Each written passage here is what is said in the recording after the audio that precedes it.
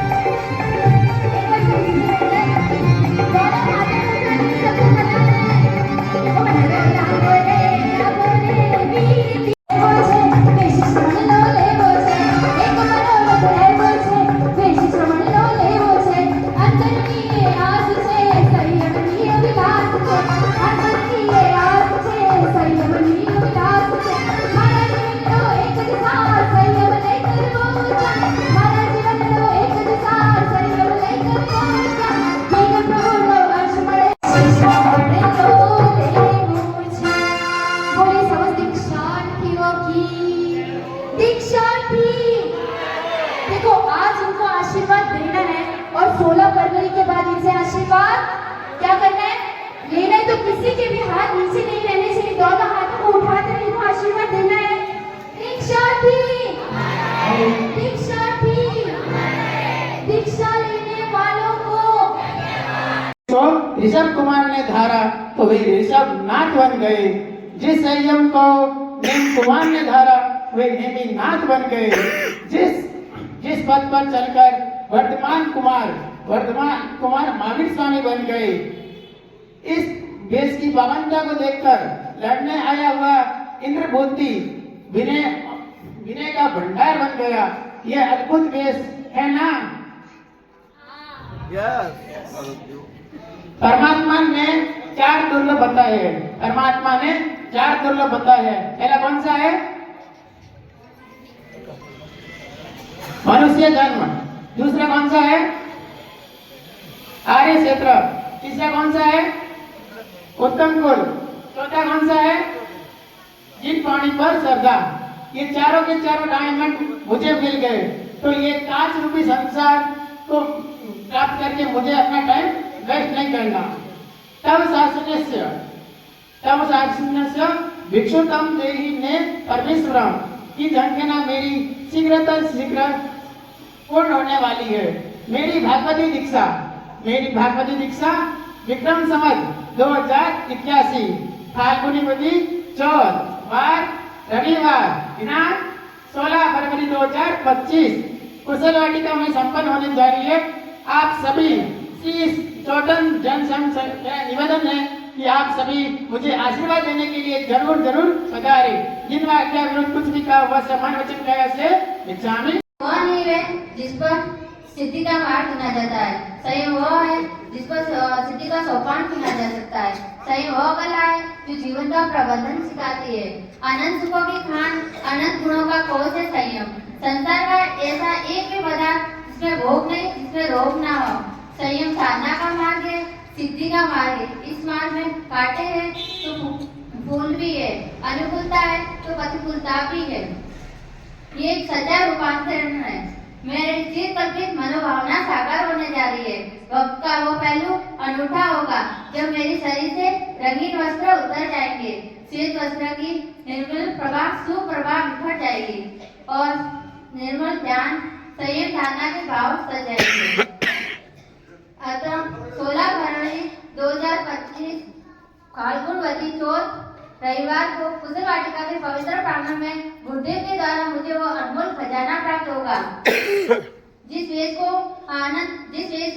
मां सतियों ने धारण किया, मुझे वो वेश प्राप्त होगा। एवं समस्त साधी मंडल के चरणों में मेरी आगे में कुछ भी बोला होगा। त्याग में है। संसार भोगने में और त्यागने में बहुत मीठा लगता है, पर उसके रिजल्ट कष्टदायी है। भयानक रंग प्रदेश है, चारों ओर रेत की टीले है, वेश्या का मेना है। हिरण को बहुत जोरदार प्यास लगी है। हिरण ने देखा कि सामने पानी नजर आ रहा है। वह दौड़ता हुआ भागा, पर उसे पानी नहीं मिला, सिर्फ थकान मिली। वह पूर्ण पानी की तलाश करता है। वापस उसे दूर पानी नजर आता है। वापस वह भाग रहा, फिर भी उसे सफलता नहीं मिलती है। आखिर बार भागने से उसे मौत ही मिलता है। अगर हम सब सुख चाहते हैं तो अपने भीतर उतरने की कोशिश करें। आत्मा का निष्ठा भाव अगर पैदा होती है तो संसार का भोग और संसार का सुख छोड़ने में पल भर का भी समय नहीं लगता। हमने भोगों से प्रेम किया, इसलिए हमें जन्म जन्म का रोग मिला। एक बार हम अपना आत्मा से प्रेम करें तो अवश्य हमारा जन्म जन्म का प्यास बुझ सकती है। 16 फरवरी के कुशल वाटिका के पवित्र प्रांगण में मुझे गुरुदेव के हाथों से वो अनमोल खजाना प्राप्त होगा जिसके धारण करने के लिए इंद्र महाराजा भी तरसते हैं। मुझे वह वेश प्राप्त होगा जो चंद्रमाना ने वेश प्राप्त किया था। आप सभी से यही निवेदन है कि आप सभी मुझे वहां पधार के आशीर्वाद देना कि मेरा संयम जीवन निष्कलंकित हो, निर्विघ्न हो और निष्कंठ हो। शासन प्रभाषी जी मास्टर एवं समस्त साध्वी मंडल की चरणों में मेरी भाव भरी वंदना। आप में से कई लोग मुझे यह पूछते हैं कि संसार में आपने ऐसा क्या अनुभव किया कि आपको संसार छोड़ने जैसा लगा। पर आप ही मुझे बताओ, क्या कभी कोई त्यागने योग्य, त्याज्य या छोड़ने जैसी वस्तु का भी कोई अनुभव किया जाता है? जैसे जहर है, क्या आप उसे चखे बिना छोड़ देते हो या उस चखने के बाद या स्वाद लेने के बाद छोड़ते हो? जैसे सांप है, आप उसे हाथ में लेकर खेलते हो या पहले से उससे दूरी मेंटेन करने लगते हो? जैसे आग है, आग में हाथ को स्पर्श करके जलन का अनुभव करते हो या पहले से उससे दूर रहते हो? जैसे गहरा कुआं है, पहले उसमें गिरते हो फिर बाहर निकलते हो या फिर पहले से ही उससे मतलब कुएं में गिरे ही ना, इस बात का ध्यान रखते हो? एक समझदार, प्रज्ञावान और बुद्धिमान व्यक्ति वही है जो पहले से ही इन तुच्छ, हानिकारक, पीड़ाकारक और अहितकारक वस्तुओं का त्याग कर देता है। जीवन में संयम का मार्ग परम कल्याणकारी है। चारित्र का मार्ग ही कर्म मुक्ति का एकमात्र उपाय है। हमने अनंत काल से संसार के पदार्थों और संसार के सुखों को भोगा है, परंतु तृप्ति नहीं हुई है, बल्कि आग में घी डालने का काम हुआ है। हमें आग को शांत करने के लिए घी की नहीं, पानी की जरूरत है, और यही पानी आग अग्नि की ज्वाला को शांत करने में समर्थ है। कुविकार, कुविचार, कुवासना और कुसंस्कार आदि रूपी आत्मा के गांठों का ऑपरेशन करने के लिए संयम एक ओटी है, ऑपरेशन थिएटर है। इस ओटी में प्रवेश किए बिना आत्मा की गांठों का ऑपरेशन संभव नहीं। शरीर की गांठ फिर भी एक भव को नष्ट करती है, लेकिन आत्मा की गांठ भव को नष्ट कर देती है। इसीलिए अगर हमें आत्मा को स्वस्थ आरोग्य प्रदान करना है तो हमें संयम रूपी शल्य चिकित्सा द्वारा निदान करना होगा। यह मार्ग तो स्वयं तीर्थंकरों द्वारा भी प्रसेवित है, प्रतिपादित है। अनंत सिद्धों ने इस संयम मार्ग के द्वारा ही अभ्यापद सुख को प्राप्त किया है। मैं परम सौभाग्यशाली हूँ कि मेरे जीवन में भी यही संयम का स्वर्णिम सूर्योदय होने जा रहा है। मेरे गुरुदेव एवं मेरी गुरुवर्या श्री का मुझे वह मंगल पाथेय अपनाने को मिल रहा है। उन्हीं की दिशा में मेरी ज्ञान ध्यान की साधना संपन्न हुई है। मैं आपसे यही निवेदन करती हूँ कि आप आचार्य दिवेश श्री श्री मणिप्रभ सुरेश्वर जी महाराजा के चरणों में मेरी भाव भरी वंदना। परम पूज्य गुरुवर्या माता जी महाराज साहब एवं डॉक्टर बहन विद्युत प्रभा श्री जी महाराज साहब के चरणों में मेरी भाव भरी वंदना। अत्र पाठ पर विराजित परम पूज्य गुरुवर्या श्री शासन प्रभा श्री जी महाराज साहब एवं सभी साध्वी वृंद के चरणों में मेरी कोटि कोटि वंदना। यहाँ उपस्थित सभी महानुभावों को मेरा सादर प्रणाम। जय जिनेन्द्र। संयम, संयम एक ऐसा जीवन है जिसे पाने के लिए देवता हो या तीर्थंकर हो या चक्रवर्ती की आत्मा, हर आत्मा उस संयम को पाने के लिए तरसती है। वही संयम के जीवन के भाव मेरे हृदय में 15 साल पहले आए थे। 15 साल के बाद आज मेरे भाव फलने लगे हैं। इस संयम जीवन का लाइसेंस मुझे 15 नवंबर 2024 सूरत नगर पाल में परम पूज्य गुरुदेव श्री के मुखारबिंद से मुहूर्त मिलने वाला है। मैं आप सबसे यही विनती करूंगी कि आप मेरे मुहूर्त पर मुहूर्त की शोभा बढ़ाने एवं गुरुदेव की मुझे आशीर्वाद प्रदान करने के लिए आप जरूर पधारिएगा। जय श्रीन्द्र, जय माई। देवों के चरणों में हमारी वंदना। परम श्रद्धेय गच्छाधिपति आचार्य भगवंत श्रीमद् जिन मणिप्रभ सुरेश